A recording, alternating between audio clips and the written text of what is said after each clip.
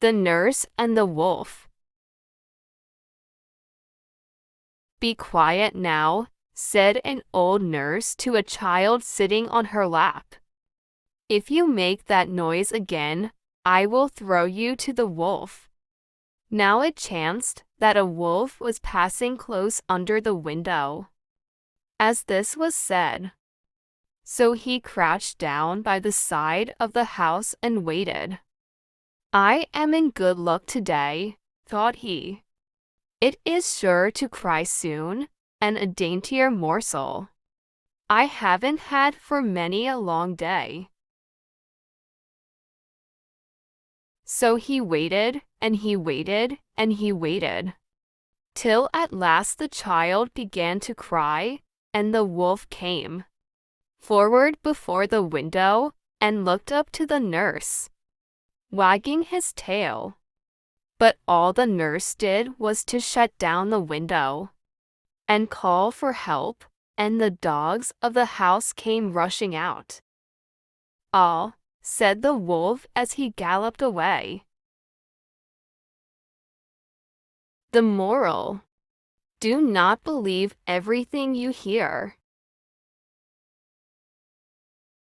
Vocabulary: throw, crouch, wait, window, wag. The Rat and the Frog. One day, a country rat wanted to go to town. He prepared himself and started his journey. It was hot on the way, so the rat was tired and thirsty. He then stopped near a big pond to drink water for refreshing himself and to find some fruits to eat. Near that pond, there lived a frog. When the rat saw the frog, he walked straight towards him. He forced the frog to take him to the other side of the pond, but the frog refused. The rat beat up the frog badly, so the frog had to give up and agree to take him across the pond. The rat was afraid that the frog might leave him in the middle of the pond, so he tied his leg with the frog's leg. When they were in the middle of the pond, the frog stopped swimming, wanting the rat to drown. The rat tried to swim to save himself from drowning while the frog looked on with satisfaction. Meanwhile, there was a hawk flying by the pond and saw the two animals. The hawk grabbed both of them for his meal.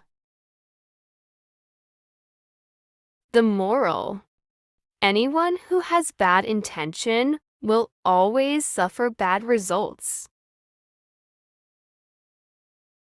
Vocabulary: town, thirsty, pond, afraid, satisfaction. Androcles and the Lion.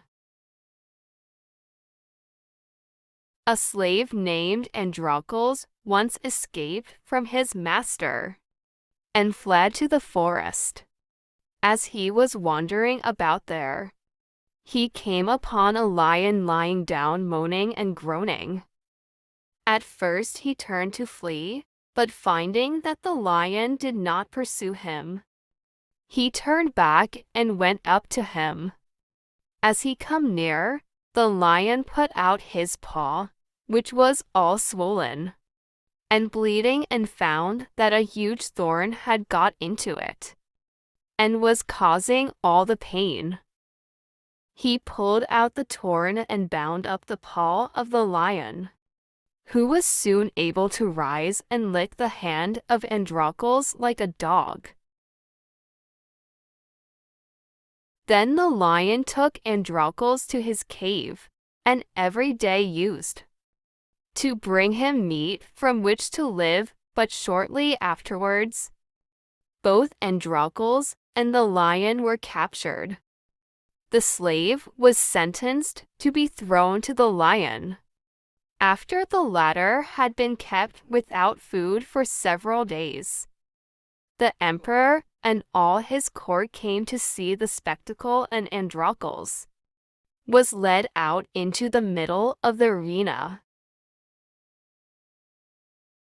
Soon the lion was let loose from his den and rushed bounding and roaring toward its victim, but as soon as he come near to Androcles, he recognized his friend and fawned upon him and licked his hands like a friendly dog. The emperor, surprised at his, summoned Androcles to him, who told him the whole story, whereupon the slave was pardoned and freed, and the lion let loose to his native forest. The moral: gratitude is the sign of noble souls. Vocabulary: thorn, court, arena, emperor,